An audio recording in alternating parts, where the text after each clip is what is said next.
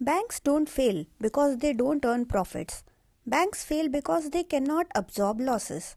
So today we will understand Capital Adequacy Ratio, which is one of the most important concepts for RBI Grade B Finance and Management, Phase 2.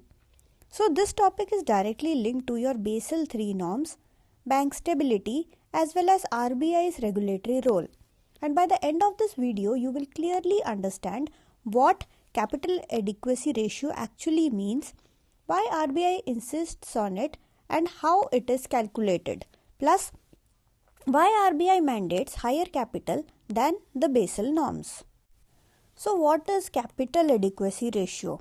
See, Capital Adequacy Ratio is the ratio of a bank's capital to its risk-weighted assets. So in simple words, CAR जो है, it shows how much loss a bank can absorb before it becomes insolvent. So it answers one simple question for RBI, which is, if loans go bad, can this bank survive? So this brings us to the question, why does RBI care about capital adequacy? You see, bank lends money that belongs to public. It's all public money after all. So if borrowers default and banks have insufficient capital, depositors' money is at risk. Therefore, this capital acts as a shock absorber. It absorbs shock against any unexpected loss. So this is why RBI strictly regulates capital adequacy.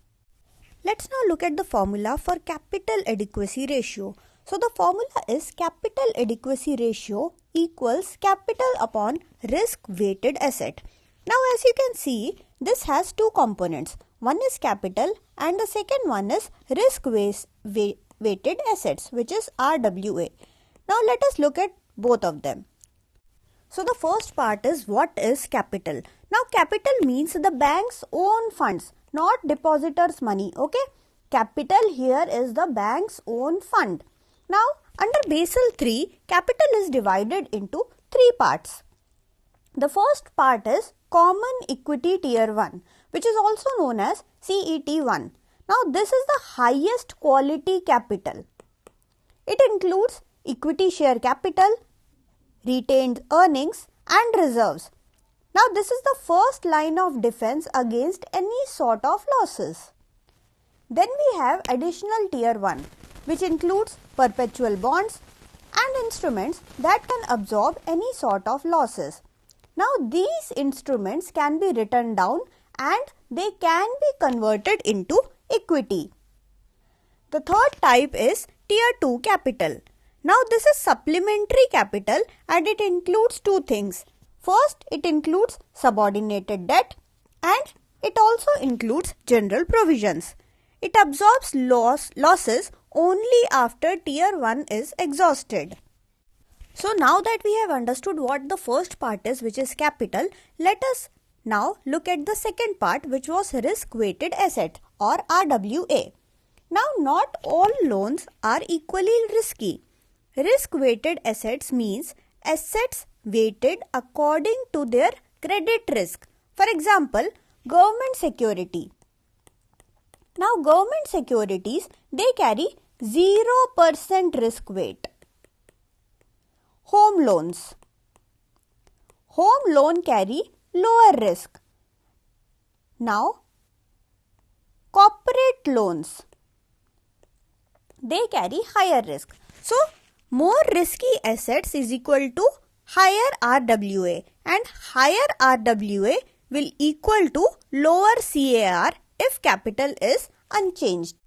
So if we look at the simple logic, we can say that higher capital will equal to a safer bank and higher risky loans will equal to higher RWA and higher RWA will lead to lower CAR. Now RBI here wants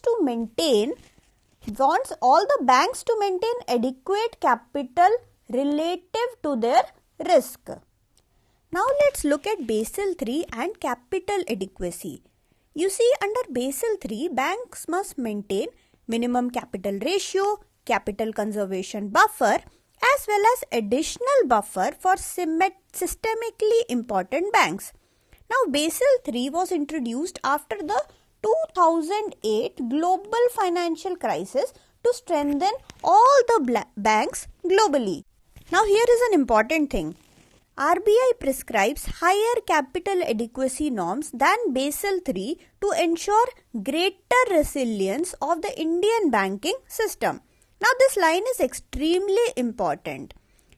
India follows a more conservative approach because public sector banks dominate in India and financial stability is a priority as per RBI. See, it is very important to maintain a capital conservation buffer.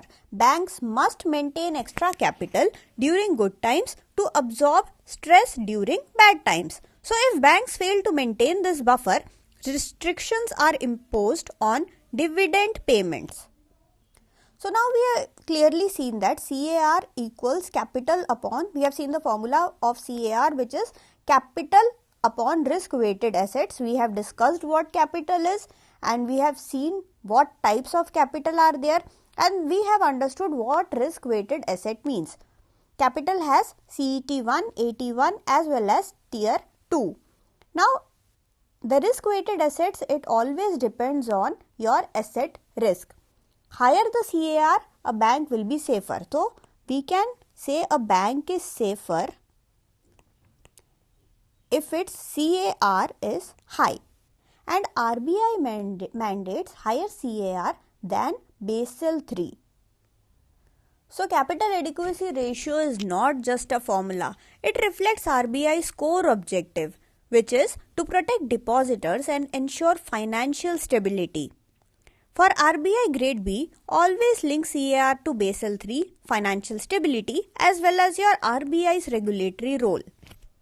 So in the next video, we will talk about Basel III norms, which we will explain in detail the liquidity as well as the leverage ratios. So if you like this video, do hit the like button, do share and subscribe to stay connected and watch such contents. Thank you so much for watching.